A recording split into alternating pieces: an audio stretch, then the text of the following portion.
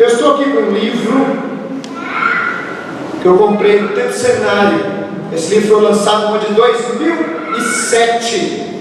Esse livro foi escrito por um analista político, um dos grandes analistas políticos dos Estados Unidos, professor convidado das universidades mais famosas do mundo, que é Harvard. Esse livro chama Microtendências. É muito interessante a análise que o autor faz aqui nesse livro. Eu queria usar só de ilustração. Ele diz aqui na página 17, olha que interessante: nas atuais sociedades, basta apenas que 1% dos indivíduos façam uma escolha contrária à da maioria para criar um movimento que pode mudar o mundo. O autor é conceituadíssimo, trabalhou para presidentes, trabalhou para aí o Bill Gates, criador da Microsoft, e ele sabe do que ele está falando. 1% de pessoas que fizeram uma escolha contrária à da maioria é capaz de revolucionar o mundo. Por isso que o livro chama Microtendências. Pequenas mudanças, pequenas atitudes que causam grandes mudanças amanhã. Pequenas forças por trás das grandes mudanças de amanhã. Dizendo aqui literalmente é o subtítulo do livro. E ele vai analisar a política, ele vai analisar a educação, ele vai analisar a família, vai analisar relacionamentos, trabalho, várias áreas. Só que escapou um tema muito bom, muito prático, um livro bom aí para quem quer conhecer um pouco da sociedade moderna, mas ele esqueceu um tema. Eu não culpo ele porque ele está lá de fora, ele não entende, ele não sabe, não conhece. Ele não sabe o que está provocando a maior mudança nesse mundo. São pequenas ações, pequenas obras e manifestações do poder de Deus. E quem disse isso foi o próprio Senhor Jesus. Ele usou esse mistério que está por trás dessas pequenas coisas que causam grandes mudanças na parábola que está aí no texto de Marcos capítulo 4, verso 30 ao verso 34. Eu queria que os irmãos acompanhassem comigo a leitura desse texto. O potencial de coisas minúsculas já foi dito pelo Senhor Jesus há mais de 2000 anos atrás. A grande mudança que está acontecendo nesse mundo tem sido feita por causa de pequenas conquistas promovidas pelo poder de Deus no nosso coração. Nós estamos na última parábola de Marcos. Semana que vem nós voltaremos para os milagres de Jesus. Aí semana que vem começa uma série de milagres que nós vamos ficar assim espantados diante do poder do Senhor Jesus.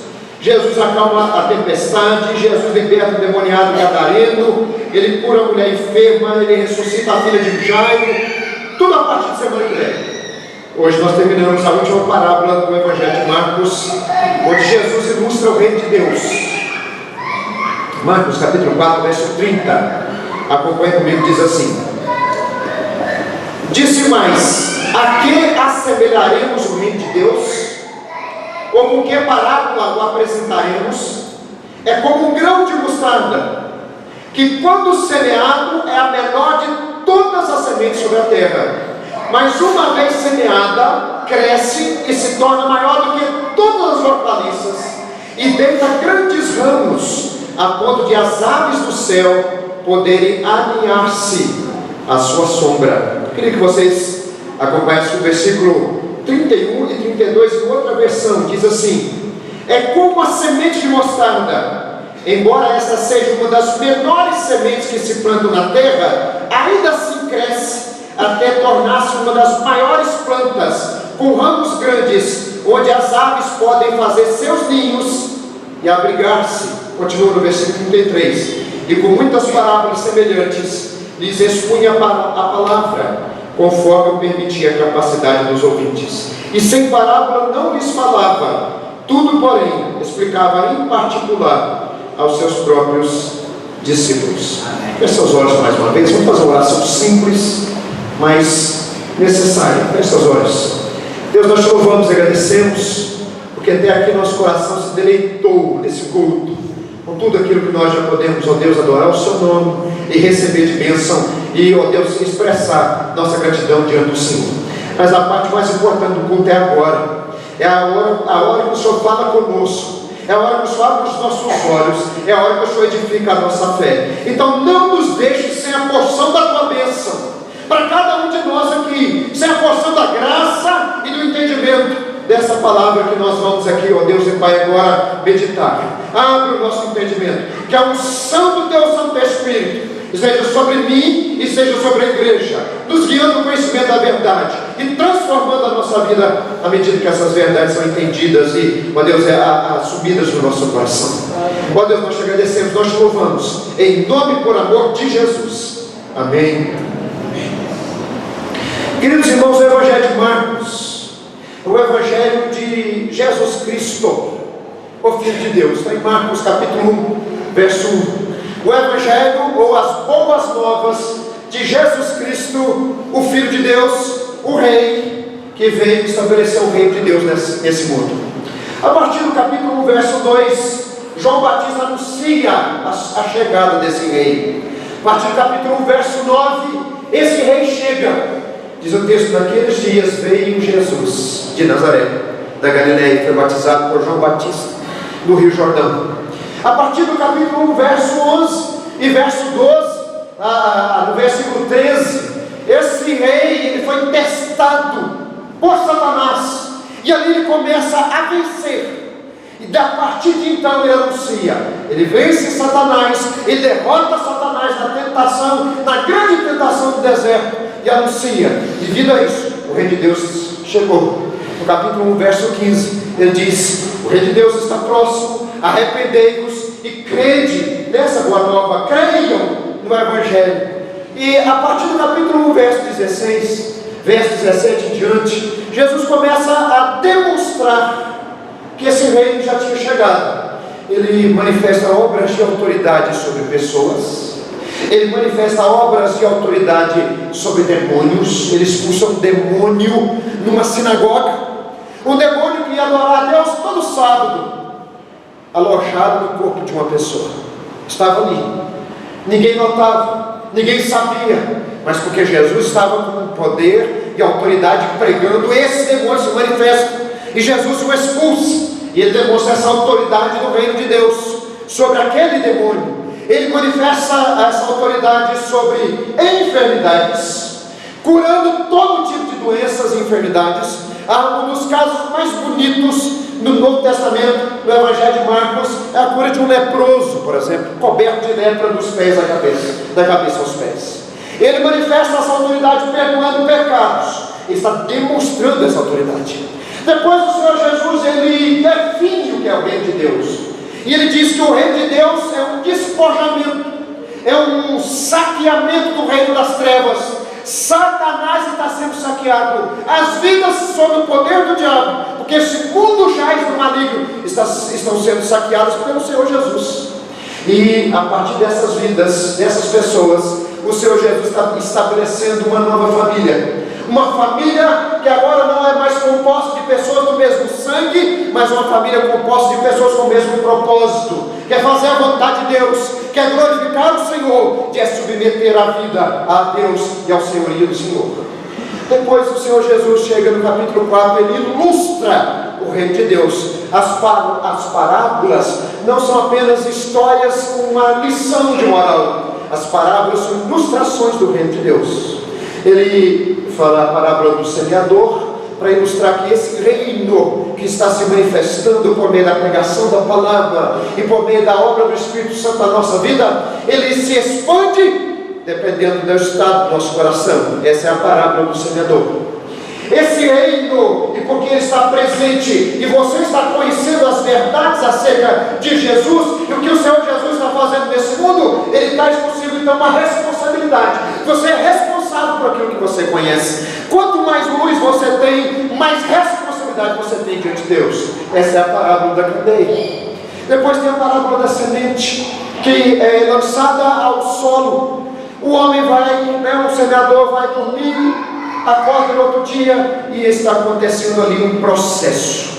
E aquela semente começa a brotar, nasce uma folha, depois cresce um caule, e depois estende os ramos, e dos ramos vêm os frutos, e depois, quando esses frutos estão maduros, logo, diz o texto, passa a foice, porque chegou a hora da colheita. Jesus está dizendo agora o outro lado do reino de Deus. As duas primeiras parábolas, ele explica que o reino de Deus depende da atitude do homem, da recepção humana, a pregação da palavra e a manifestação do Espírito Santo com poder. O seu coração vai determinar o que Deus vai fazer na sua vida.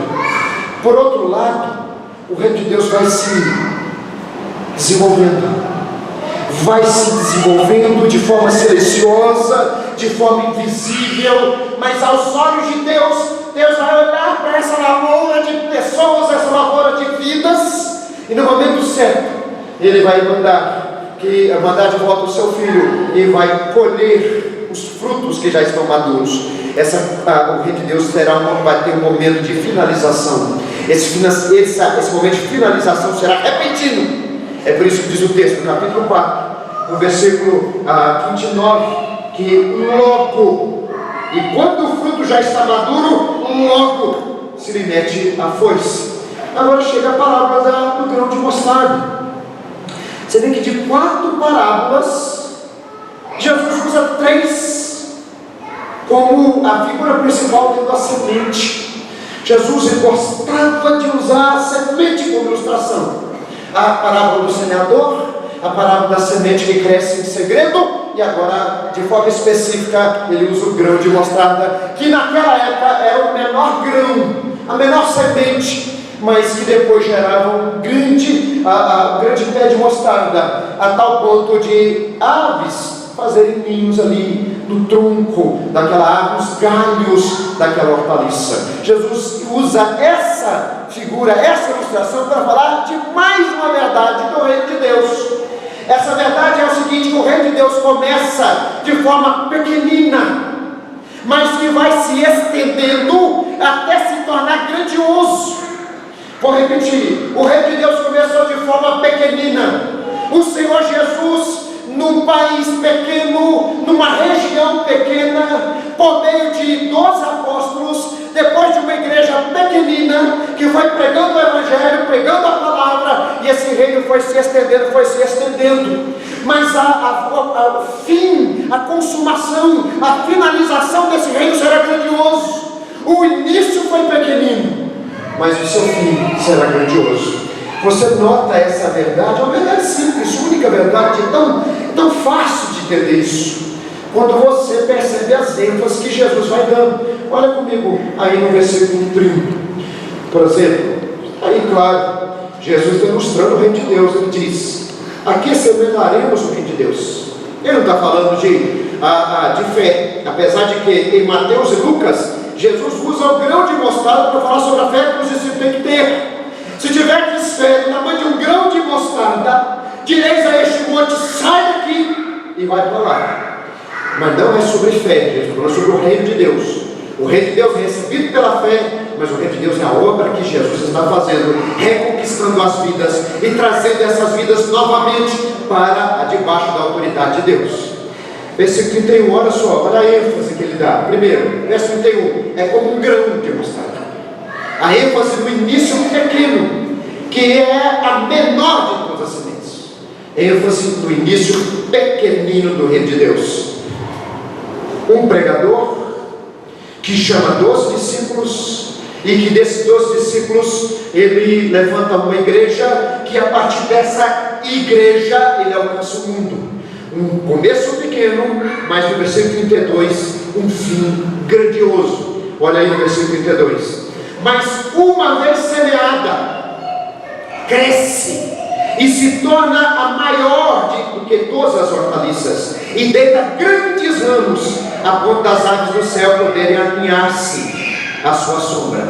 Nota a ênfase no fim grandioso desse processo do reino de Deus.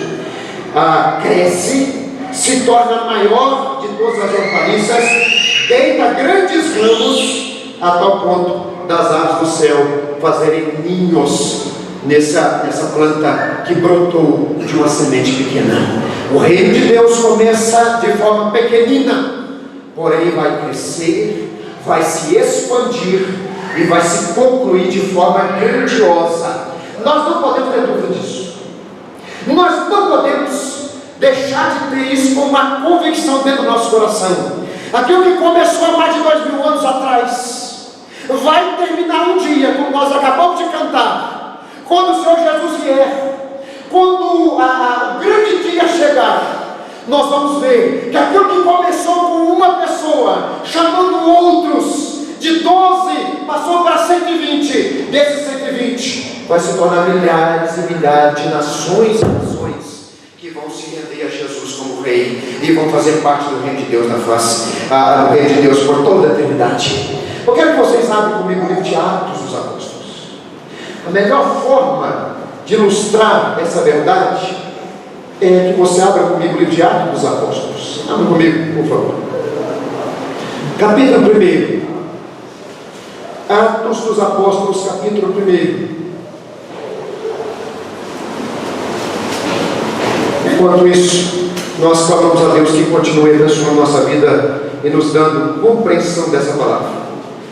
O Reino de Deus que Jesus trouxe a esse mundo teve um início pequenino, mas certamente seu fim será grandioso. Atos capítulo 1, versículo 2. Eu vou ler com vocês alguns registros do livro de Atos, que vai ilustrar essa verdade. Um início pequenino, mas um fim grandioso. Nós vamos terminar em Apocalipse. Eu quero passar com vocês algumas verdades. Eu quero que você fique comigo. Eu quero que vocês passem as folhas da Bíblia de forma assim, sem perder tempo. Vamos passar alguns textos com vocês. Primeiro, versículo 1, capítulo 1, verso 2. Até o dia que, depois de haver dado mandamentos por intermédio do Espírito Santo aos apóstolos, diz o texto que Jesus começou a fazer e ensinar. Ele deu mandamentos aos apóstolos, aos 11. Judas já tinha se suicidado a esse ponto, que escolheu, ele foi elevado às alturas. Diz o texto que quando Jesus foi elevado às alturas, ele assentou-se à destra de Deus. E o texto de Paulo lá em Coríntios fala que ele convém que ele reine até que seja posto todos os inimigos debaixo dos seus pés. O reino de Deus já está atuando, Jesus já está reinando. Olha que interessante o versículo 30. A este também, depois de ter padecido, se apresentou vivo, com muitas provas incontestáveis, aparecendo-lhes durante 40 dias e falando das coisas concernentes, que está escrito aí? Concernentes ao quê? Ao reino de Deus. O livro de Atos dos Apóstolos começa com o reino de Deus e ele vai terminar falando do reino de Deus. Jesus tendo uma conversa particular com os 11. O Senhor chamou os 11 e durante 40 dias depois que ele ressuscitou, ele teve momentos de ensino particular a esses 11. Agora continua. No capítulo 1, verso 12, já expande. Dos 11, já aparecem outras pessoas. Diz assim: depois que Jesus subiu ao céu, então voltaram para Jerusalém, do monte chamado Olival, o Monte das Oliveiras, que dista da cidade tanto como a jornada de um sábado, um quilômetro e poucos metros. Quando ali entraram, subiram para o cenáculo. Cenáculo quer dizer quarto superior, onde se reuniam Pedro, João, Tiago, André, Filipe, Tomé, Bartolomeu, Mateus, Tiago, filho de Alfeu, Simão Zelote e Judas, filho de Tiago, os 11. Aí já aparecem outros. Todos perseveravam unânimes em oração, com as mulheres, com Maria, mãe de Jesus, e com os irmãos deles. Nós temos aqui pelo menos umas 20 pessoas. Já melhorou. Começa com um ressuscitado, chama os 11 e tem um momento ali com esses 11 durante 40 dias, falando sobre o reino de Deus, falando sobre o crescimento do reino de Deus, falando do propósito de Deus nesse mundo, que é expandir a obra de salvação por meio de Jesus a todas as nações. Depois já vai para mais ou menos umas 20 pessoas. Continua no versículo 15. Vamos ler juntos, verso 15. Todos. Naqueles dias levantou-se Pedro no meio dos irmãos. Ora, compõe-se a assembleia de umas 120 pessoas. Já duplicou. De 1 passou para 11, de 11 passou para umas 20, e de 20 já passou para 120. A igreja que começou a expandir o reino de Deus era menor do que essa igreja. 120 pessoas. O evangelho chegou até nós o Evangelho chegou até você, você só foi salvo por Jesus, porque essas 120 pessoas pregaram, porque essas 120 pessoas foram fiéis ao chamado de Deus, porque essas 120 pessoas obedeceram a grande comissão. O início foi pequenino, mas o fim será grandioso. Depois o Espírito Santo foi enviado. A igreja orou, a igreja estava clamando o envio do Espírito Santo. Diz o texto, no capítulo 2, verso 14: depois do derramamento do Espírito Santo, o apóstolo Pedro prega, e ele prega com poder e autoridade, e ele ergue a sua voz juntamente com os 11, está aí no verso 14, capítulo 2, a parte A. O que acontece? Capítulo 2, verso 41, vamos ver junto comigo? Por favor, capítulo 2, verso 41. Olha que interessante. Aquele início pequenino foi se expandindo e agora já cresceu. Capítulo 2, verso 41, todos. Então os que lhe aceitaram a palavra foram batizados, havendo um acréscimo naquele dia de quase 3.000 pessoas.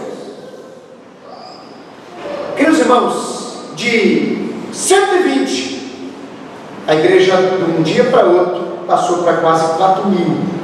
De 3.000 e pouco mais 120, eu sou ótimo de conta, eu sou bom com aquelas da igreja, né? Então vamos colocar umas 3.200 pessoas, mais ou menos. O início foi pequenino, mas a expansão vai acontecer até que o fim, quando o Senhor Jesus voltar, o que vai ser revelado, presta atenção que eu vou falar para vocês. Aqueles que estiverem naquele momento juntamente com Jesus, na volta do Senhor Jesus, vai olhar e vai ficar maravilhado com aquilo que vai ver, porque vai ver uma multidão se reunindo em torno do Senhor Jesus, e nós nunca imaginaríamos que isso iria acontecer dessa forma. Eu queria terminar essa mensagem depois mostrando para vocês aqui um trecho de um vídeo que me impactou, de um testemunho que me impactou. Mas é isso que vai acontecer. Da mesma forma que está sendo registrado aqui em Atos, eu estou mostrando para vocês com detalhes. Naquele último dia vai ser revelado um povo grandioso de todas as nações da face da terra, porque esse reino que começou de forma minúscula, pequenina, foi se expandindo até que abrangeu todas as nações. Continua. No capítulo 4, Pedro prega novamente. Capítulo 4, passou antes, capítulo 2, verso 47, parte final do verso 47, fala que havia salvação todos os dias na igreja. Todos os dias chegava uma pessoa convertida, todos os dias alguém recebia Jesus Cristo como Salvador. Agora chega no capítulo 4, verso 4, Pedro está pregando novamente, e olha o que aconteceu. Capítulo 4, verso 4: muitos, porém, os que ouviram a palavra, lembra que eu tenho dito sempre, reino de Deus, o senhorio de Jesus, a obra de salvação, só acontece quando nós pregamos a palavra, quando nós semeamos a palavra. Muitos, porém, dos que ouviram a palavra, aceitaram, subindo o número de homens. Interessante que a palavra homens aqui no texto original é homens mesmo. Muitas vezes a palavra homens na Bíblia quer dizer pessoas, né, no sentido figurado. A nossa revista atualizada recebe algumas mudanças, e algumas palavras já estão mudadas. Teve uma atualização, ficou muito boa a revista nova Almeida atualizada. Mas aqui a palavra macho, a igreja já não mais contava o número de pessoas, a igreja contava o número de homens, porque perdeu a conta, subindo o número de homens a quase 5.000, de 1 para 11, de 11 para 20, de 20 para 120, de 120 para quase 3.000, de 3.000 passou para 5.000 homens, fora mulheres, fora crianças. Aqui a igreja primitiva perde a conta do rol de membros. Toda igreja tem problema com o rol de membros. Nossa igreja tem problema com o rol de membros. Deus, se nos permitir, vai ser resolvido aqui uns dias. Eu já estou no ano de 1994. Eu passei no batismo da Sharon, passei, não lembro mais, eu falei com você, claro que eu falei que profissão de fé de alguém, profissão de fé de uma pessoa, a UDA, profissão de fé da UDA, passei esses dias. Então em 1994, chegou em 1995, que o dia vai estar na ponta do lápis. Mas aqui a igreja perdeu a conta. Já não tem mais rol de membros. Imagina o secretário da igreja. Anota aí, filho. Mais gente convertida é. Quantos? Mais 5.000. Como é que eu vou fazer? Não tem mais conta, não tem como, não tem mais registro. E a igreja já passou a se tornar uma igreja que já não tinha mais como controlar. O negócio ficou incontrolável. O reino de Deus estava se expandindo, o reino de Deus estava crescendo. Vou repetir. Um começo minúsculo que vai se expandindo até se revelar a grande obra que Jesus está fazendo nesse mundo. Nós ficaremos surpresos quando o Senhor Jesus voltar e nós olharmos ao redor de nós, quantos irmãos reunidos e olhando para o céu e aguardando o retorno do Cordeiro. Nós ficaremos surpresos com as multidões reunidas para receber a Jesus. Olha comigo no capítulo 6, por favor. Vai comigo no capítulo 6. Capítulo 6, verso 1, no comecinho. Diz o texto: ora, naqueles dias, multiplicando-se o número dos discípulos, continuou crescendo. Meus irmãos, a igreja foi crescendo e o reino de Deus se expandindo. Verso 7, vamos ler comigo, como que a gente acorda, todos. Crescia a palavra de Deus e em Jerusalém se multiplicava o número dos discípulos. Também muitíssimos sacerdotes obedeciam à fé. Já não tinha mais quanto, só era agora em termos gerais. Passa comigo agora o capítulo 8. Está no capítulo 8, verso 3, por favor. Desculpa, verso 4. Capítulo 3, verso 4. Diz o seguinte: entre mentes, os que foram dispersos iam por toda parte pregando a palavra. Sabe o que é interessante aqui? É que essa palavra dispersos no texto original é semeados. A igreja veio crescendo. Parece que a igreja se acomodou com o crescimento. Só que o reino de Deus não foi implantado nesse mundo para ficar restrito. Não foi implantado nesse mundo para ficar só num lugarzinho, numa cidade apenas. O Senhor Jesus então estuma, como a gente falava na roça, estuma um cachorro bravo em cima da igreja. No capítulo 8, verso 1, esse cachorro bravo, no versículo 3, desculpa, é chamado Saulo, que depois se tornou Paulo. Saulo, porém, assolava a igreja. O que acontece? A igreja estava reunida em Jerusalém. Somente em Jerusalém está bom, está crescendo, a igreja está muito bonita, a igreja está muito está crescendo cada vez mais, o reino de Deus está se expandindo. Mas vamos ficar aqui. Jesus falou assim: não, o meu projeto não é para Jerusalém. Meu projeto já desde o início é a partir de Jerusalém, em toda a Judeia, Samaria e até aos confins da terra. Meu projeto não é para ficar em Jerusalém. Vem cá, Paulo, não, vem cá, Saulo, dá um pega nessa igreja. E Saulo vai bravo, um cachorro bravo, e avança sobre a igreja se espalha. Parece que vem um vento em cima de um monte de semente, espalha aquelas sementes. E as sementes eram as vidas, as sementes eram as pessoas. À medida que as pessoas iam fugindo da perseguição, eles iam pregando a palavra. Você conhece Jesus? Já viu falar do rei? Já viu falar da salvação que esse rei trouxe?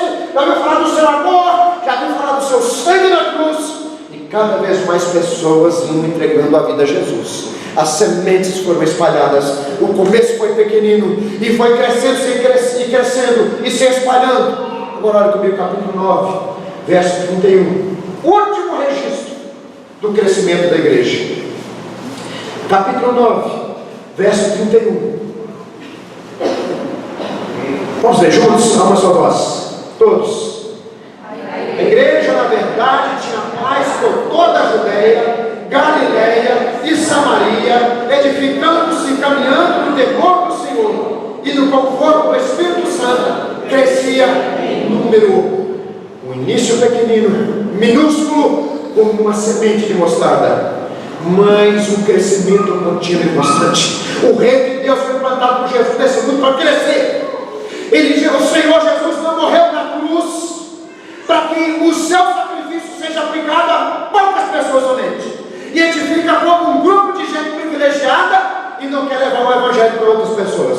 Pelo contrário, o Senhor Jesus morreu na cruz para cada vez mais vidas em todos os lugares lugares, nos nossos bairros, nos nossos estados aqui no Brasil, e até a última nação na face da terra, receber a salvação que Ele comprou para nós. Agora, comigo, o último capítulo de Atos. Como é que começou o livro de Atos? Jesus explicando o reino de Deus. Como é que termina o livro de Atos? Capítulo 28, verso 31.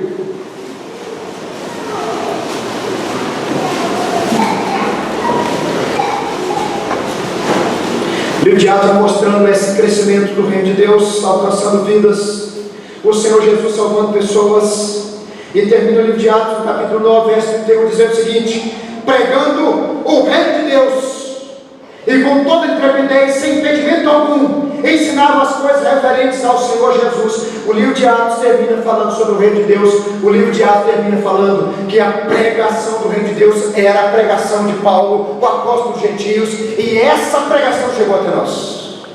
O início pequenino, que se foi expandido e chegou até nós. Eu queria fazer um parênteses antes de ler o texto de Apocalipse e mostrar para vocês um vislumbre daquilo que Jesus disse lá na parábola.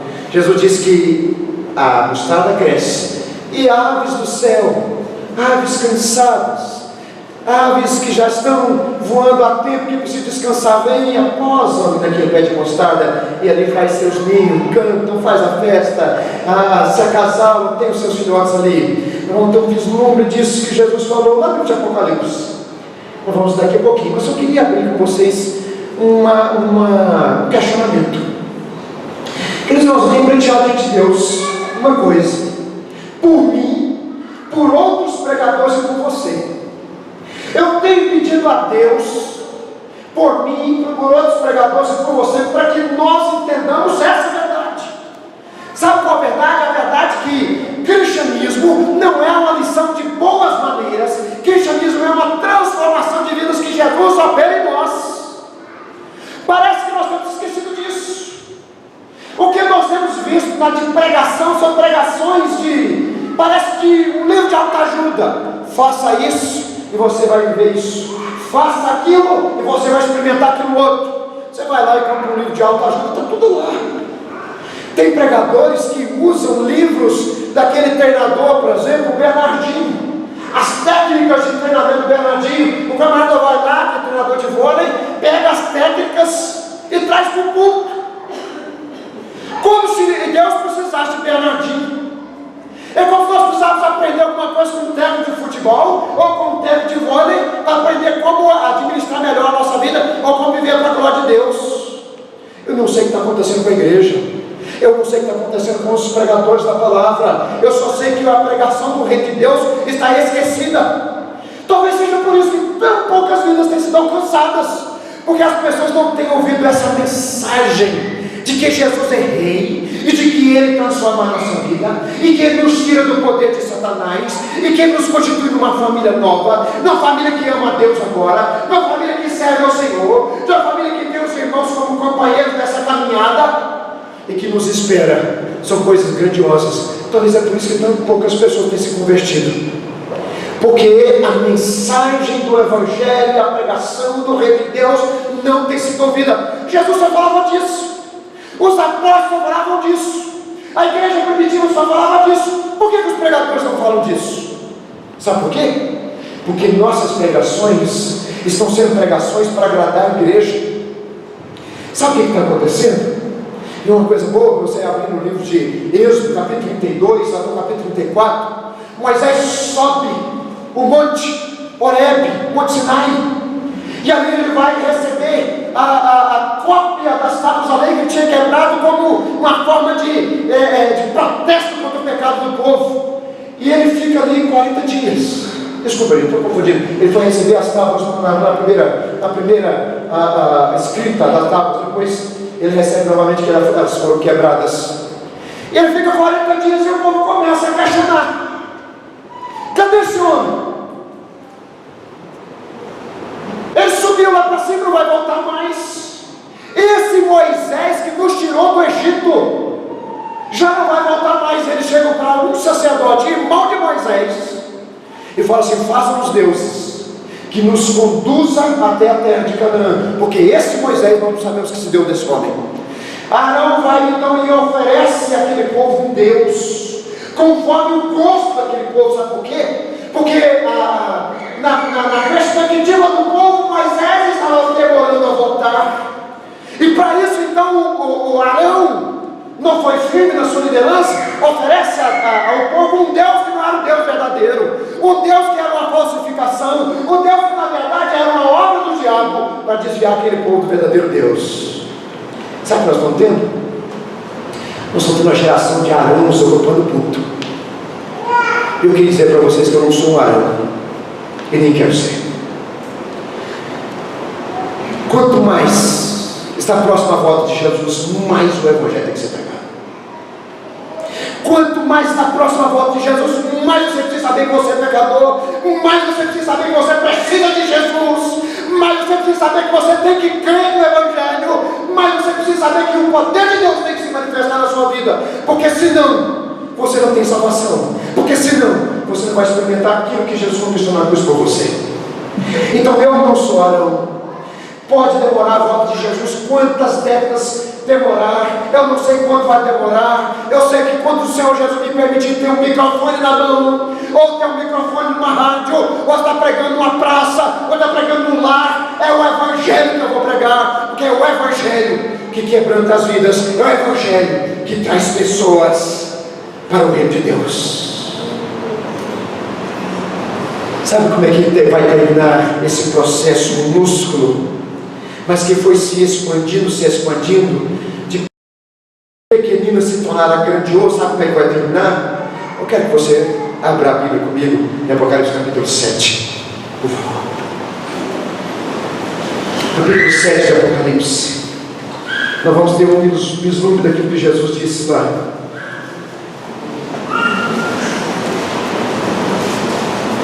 Jesus disse que as aves do céu viriam cansadas das suas revoadas, cansadas dos seus voos, olhariam para aquele pé de mostarda, para dizer: é ali que eu vou alinhar, é ali que eu vou descansar a minha alma. E cada vez mais vidas, cada vez mais pessoas têm encontrado em Jesus descanso para a sua alma, e no reino de Deus têm entregado suas vidas e têm vivido tudo aquilo que o Senhor tem para abençoar os seus corações. Capítulo 7, verso 9. A cortina do céu é tirada um pouquinho. Apocalipse quer dizer revelação. É o tirar da cortina, que não tem como a gente ilustrar, mas é como uma cortina que estivesse tampando a porta de um quarto, e você vai lá na beiradinha daquela cortina e tira e olha o que tem lá naquele quarto. Apocalipse é o tirar dessa cortina, para a gente ficar assim, ciente daquilo que Jesus falou vai acontecer, daquilo que Jesus falou não apenas aconteceu ou está acontecendo, mas há de acontecer até o último dia. É promessa, e essa promessa não falha.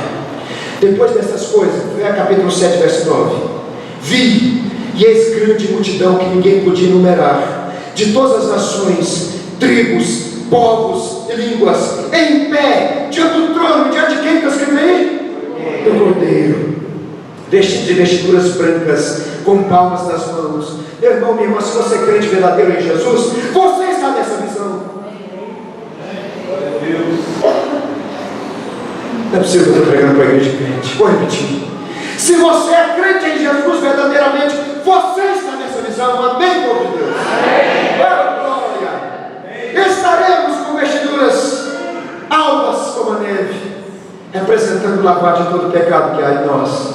O reino de Deus completo na nossa vida. Já não haverá mais nada que em nós se levante contra o conhecimento de Deus, contra a glória de Deus.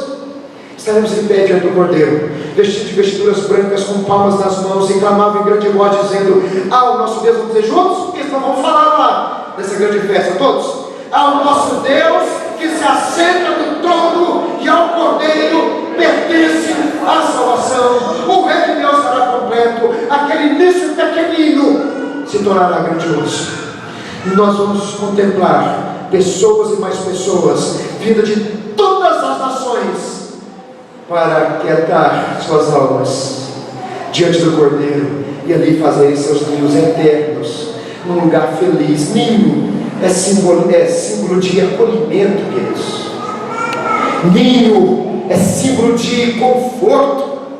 Ninho é símbolo de consolo.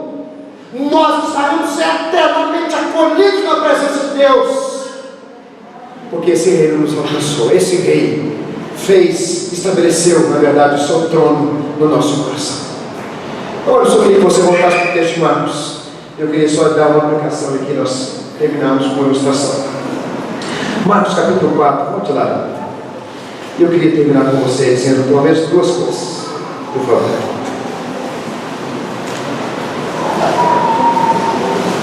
Nunca duvide do que Jesus disse. O reino de Deus se manifestará de forma grandiosa. Muitos encontrarão acolhimento na presença desse rei. Agora, diz o verso 32, que para que isso aconteça, nós precisamos semear. A abrangência do reino de Deus é uma promessa de Jesus, e essa promessa não falhará. Agora, a semeadura da semente da palavra de Deus é nossa responsabilidade, e é você que vai ter que fazer isso, sou eu que tenho que fazer isso. Olha o versículo 32, mas uma vez semeada. Em outras versões fala assim, mas tendo sido semeada. Em outras palavras, essa semente precisa ser semeada para que aquela visão que nós tivemos de Apocalipse possa se cumprir. O reino de Deus e essa abrangência grandiosa é promessa de Jesus, porém essa promessa passa pela semeadura sua, passa pela semeadura da igreja. Você não pode deixar de semear, você não pode deixar de levar a palavra de Deus, você não pode deixar de pregar. Outra coisa que eu queria dizer para você é que Deus quer nos levar a esse entendimento. O discípulo de Jesus não é uma pessoa que pode se contentar com a superfície do conhecimento, do entendimento espiritual do reino de Deus. Olha o versículo 33, versículo 34. Olha o que diz: e com muitas parábolas semelhantes lhes expunha a palavra, conforme permitia a capacidade dos ouvintes, e sem parábolas não lhes falava. Tudo, porém, explicava em particular aos seus próprios discípulos. Ele chamava os discípulos e dizia o seguinte: ao povo eu dei parábola, a vocês agora eu estou dando a profundidade, tudo aquilo que eu quero dizer, que eu quis dizer por meio daquelas parábolas. Vocês não podem ficar superficiais no entendimento, vocês não podem ficar superficiais nessa profundeza de todas essas verdades que eu estou expondo. Vocês precisam entender. Quanto mais dessas verdades estiver presentes na sua mente e no seu coração, quanto mais dessas verdades se aprofundarem em você, se tornarem uma consciência, e você olhar a vida agora com essas verdades nos seus olhos, mais você será bênção, mais você vai ser canal. E foi por isso que os discípulos se tornaram uma bênção. É por isso que a palavra chegou até nós. Em outras palavras, Deus não quer que você tenha superficial no entendimento da vontade dele. Deus quer que você caminhe sabedor que você é portador de uma revelação grandiosa, de uma revelação profunda. Você caminha nesse mundo portando uma mensagem, você caminha nesse mundo portando uma verdade do reino de Deus. Isso tem que estar profundo no seu coração. Essa é a verdade. O chamado do discípulo é para não ficar na margem, o chamado do discípulo é para se aprofundar nessas águas, o chamado do discípulo é para aprofundar essas verdades na sua mente e no seu coração. Se você se contentar com a superfície, isso é problema seu, mas eu não quero, e eu não queria que a igreja se contentasse. Eu acho que nós temos que orar e falar: Senhor, eu quero mais, Senhor, eu preciso de mais. O autor de Hebreus diz o seguinte: já é hora da gente sair dos princípios elementares da fé, do leitinho de criança. É hora de alimento sólido, é hora da gente se aprofundar nas revelações do reino. É hora de você entender que Jesus está estabelecendo um governo nesse mundo, e é através de você que, como canal, esse reino vai se expandir até chegar naquela visão de Apocalipse capítulo 7. Deus te chama a aprofundar, Deus te chama para não ficar na margem, Deus te chama para jogar-se nas profundezas desse conhecimento dessas verdades. Você é um portador de uma mensagem grandiosa. Você tem que viver a luz disso. Eu só queria que você abrisse comigo Zacarias, capítulo 4, verso 10. Pastor, Zacarias está na Bíblia, tá? Aonde? No Antigo Testamento. Aonde no Antigo Testamento? Vocês não querem demais também, né? Zacarias capítulo 4, verso 10. Eu queria dar uma palavra para você. Zacarias capítulo 4, verso 10. Pastor, calça frouxa. A calça está caindo. Não despreze os dias dos humildes começos. Sabe por quê? Porque esses humildes começos podem se tornar grandes vitórias. Os humildes começos que você decide diante de Deus, consagrar mais a sua vida, buscar mais conhecimento espiritual, buscar mais a presença de Deus em oração, quebrantar sua alma diante do Deus Todo-Poderoso. Esses humildes começos podem se tornar grandes obras nas mãos de Deus, na sua vida, através de você. Zacarias 4, verso 10. Pois quem despreza o dia dos humildes começos, este se alegrará vendo o prumo na mão de Zorobabel. Quando o templo foi reconstruído, ele foi reconstruído numa base menor do que Salomão tinha posto. E o povo viu aquele templo sendo reconstruído e falou assim: mas tão chinfrinho esse templo, tão pequenininho em comparação com aquele monumento que Salomão ergueu. Aí o profeta traz da parte de Deus uma palavra: não despreze o dia dos humildes começos, porque isso nas mãos de Deus vão se tornar grandes obras. Essas pequenas ações, as pequenas escolhas, as pequenas renúncias, as pequenas consagrações, os pequenos momentos na presença de Deus que você passa, os arrependimentos dos mínimos pecados que seja, isso vai se tornando grandes obras de Deus na sua vida e através de você, na vida de outras pessoas. A verdade é que o reino começou de forma humilde e pequena. De 1 passou para 11, de 11 para 120, de 120 para 3.000, de 3.000 para 5.000, e de 5.000 perdeu-se a conta, porque esse reino vai ser revelado de forma grandiosa no fim, e nós fazemos parte, e Deus quer cada vez mais, através de você, expandir esse reino. Raul, vamos colocar um vídeo? Irmãos, queria que você ouvisse um testemunho do reverendo Ronaldo Dória. Esse testemunho é grandioso. Nós vamos encerrar para nos avisos orando. Por favor, Ezequiel, acabou isso para mim. O Ronaldo Dória, acho que é no ano 2006, está na igreja Lagoinha. Ele deu esse testemunho do CPL. Eu não tenho testemunho do CPL, só tem esse que deu na Lagoinha. Você precisa ouvir esse testemunho para você entender o que é reino de Deus. Há cerca de 4 anos atrás, quando eu cheguei ao Brasil, vindo da África com a minha esposa, nós iríamos trabalhar então agora na Amazônia, e nós iríamos então primeiramente mapear, pesquisar algumas etnias indígenas na Amazônia, onde o Evangelho ainda não havia chegado. Era a nossa primeira missão. E eu fui então para o coração do estado do Amazonas, uma cidade chamada Tefé. E dali então tomei uma voadeira. Quem já esteve no norte aqui sabe o que é voadeira, não é?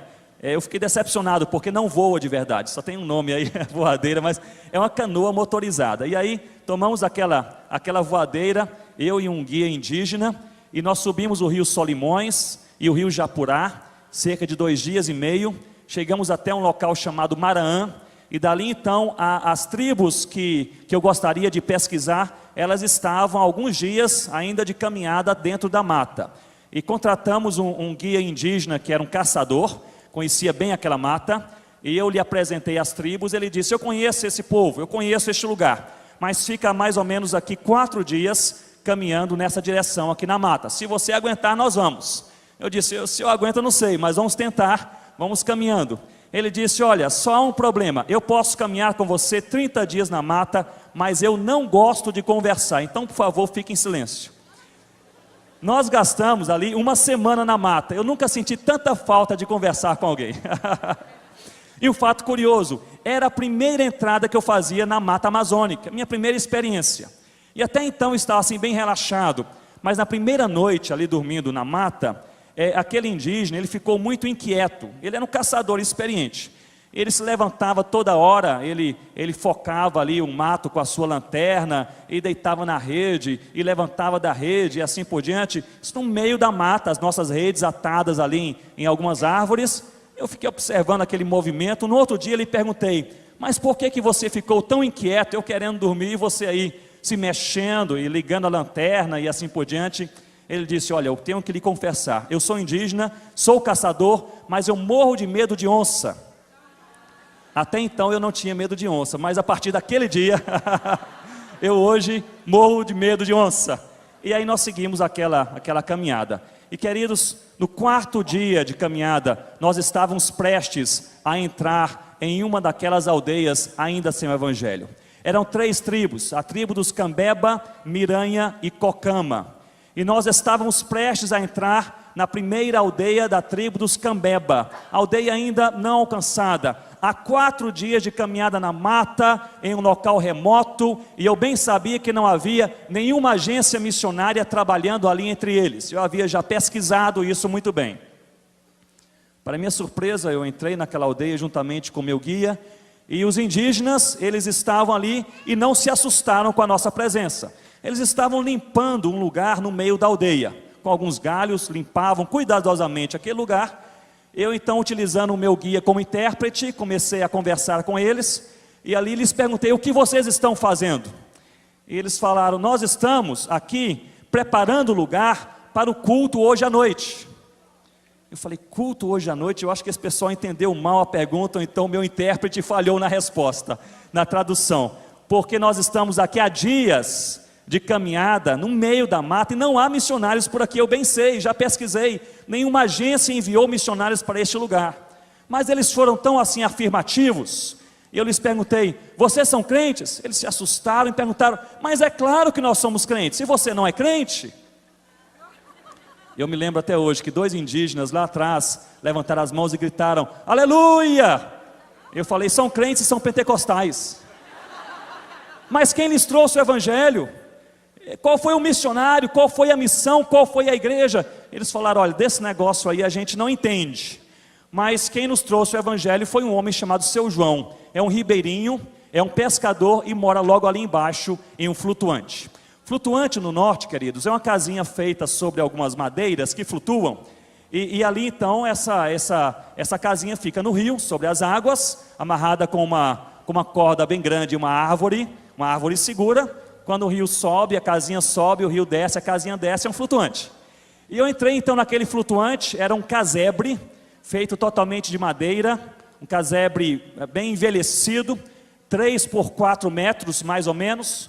Quando eu observei aquele casebre, olhando ali pela janela, havia ali dentro daquele quartinho, apenas 4 redes poídas, já bem envelhecidas, havia uma cadeira que estava quebrada e uma panela, só isso. Sentado no chão, estava um homem que segurava a palavra de Deus bem próximo assim da sua face, colocando assim o dedo sobre cada frase que lia, e aparentemente ele lia a palavra de Deus com muita dificuldade. Era o Seu João. Eu entrei e disse, Seu João, ele se assustou, disse, quem é você? Eu disse, meu nome é Ronaldo, eu sou missionário. Ele disse, só um momento, abriu a janela e gritou, Maria era a esposa, venha para casa e traga depressa as crianças, porque chegou em nossa casa um missionário de verdade. E queridos, eu jamais fiquei tão constrangido como naquele dia, em chegar em um lugar como missionário. Sabem por quê? Porque eu estava ali com cobertura de oração das igrejas que me enviavam, eu estava ali com meu sustento suficiente para contratar uma voadeira, um guia indígena e tudo mais, estava ali com aquela mochila especial com proteção para os rins, com botas especiais para caminhada na mata, e estava ali perante um homem que não tinha nada disto, mas era um homem que tinha paixão pelo Senhor Jesus. Eu disse, Seu João, o missionário é o Senhor, o que lhe trouxe aqui? Ele disse, meu missionário, eu sou membro da Assembleia de Deus, eu sou ribeirinho, sou pescador, e eu morava em um local que tinha pouco peixe, entrei na mata, à procura de um rio que tivesse mais peixes, e eu cheguei então neste lugar. Eu olhei para o rio e disse: e esse rio tem mais peixe? Ele falou: olha, verdadeiramente esse rio praticamente não tem peixe, mas já plantei 6 igrejas para a glória de Deus. 6 igrejas para a glória de Deus.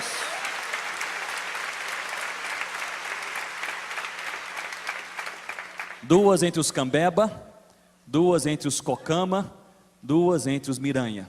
6 igrejas. E queridos, eu louvei a Deus pela vida daquele homem, mas aí chegou a Maria com seus filhos, os 4 filhos. Crianças entre 7 a 14 anos de idade. Eu falei: Senhor João, estou muito preocupado com o senhor tem 4 filhos, 7 a 14 anos de idade. O senhor está no meio da mata, aqui não tem nada, aqui não tem clínica, não tem hospital, não tem estrada, não tem escola, não tem nada. O senhor não se preocupa com seus filhos? Ele disse: meu missionário, eu estou deixando aqui uma herança para os meus filhos.